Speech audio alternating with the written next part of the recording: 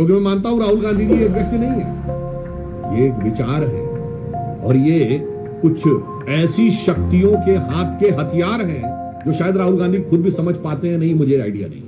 एक दौर था जब इस देश में महात्मा गांधी ने एक किताब लिखी थी, माई एक्सपेरिमेंट्स विद ट्रुथ, सत्य के साथ मेरे प्रयोग। और आज हम देख रहे हैं उन्हीं के एकमेव स्वयंभू उत्तराधिकारी होने का दावा करने वाले श्री राहुल गांधी जी का असत्य का भयानक रोग।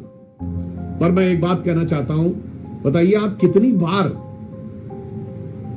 जनता की नजर में असत्य बोलते हुए या झूठ बोलते हुए पाए जाएंगे।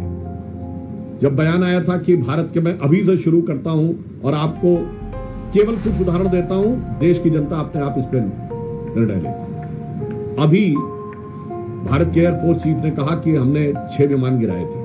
ये क्या बोले थे कि भारत के कितने विमान गिरे? आज साबित हो गया एयरफोर्स चीफ के बाद यह इस मामले में झूठे साबित हुए। पॉइंट नंबर 2, भारत के साथ अमेरिका की जो डील हुई, इन्होंने कहा था कि अमेरिकी राष्ट्रपति का बयान सही है, तो इसका मतलब वो सो कॉल्ड युद्ध विराम, जो युद्ध विराम कभी नहीं था, वो किस लिए हुआ था? क्योंकि ट्रेड डील हुई थी। अब तो साबित हो गया कि डील नहीं हुई थी। यहां पे पुनः, और ये भ्रम, असत्य और झूठ की इतनी लंबी श्रृंखला है।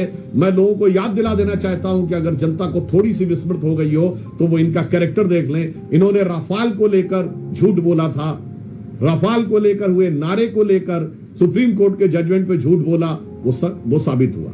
इन्होंने कहा था LIC बर्बाद हो गया, LIC को पिछले साल 44,000 करोड़ का फायदा हुआ है। इन्होंने कहा था स्टेट बैंक बर्बाद हो गया, याद करिए 77,000 करोड़ का फायदा है।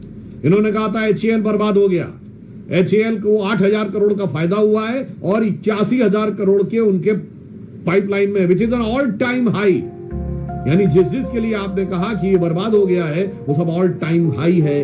अब उसके बाद अगर आप फिर भी ना समझना चाहें तो जिस इकोनॉमी को आप डेड इकोनॉमी कहने में हिचक नहीं रहे हैं, वो आपकी मेंटल स्टेट को दर्शाता है। और भारत के बारे में जो इन्होंने सेना के बारे में कहा, एयरफोर्स के बारे में कहा, आर्मी के बारे में कहा, HAL के बारे में कहा, LIC के बारे में कहा, SBI के बारे में कहा, और हाल ही में ऑपरेशन सिंदूर के बारे में जो कुछ कहा, वह निरंतर असत्य और झूठ साबित हुआ।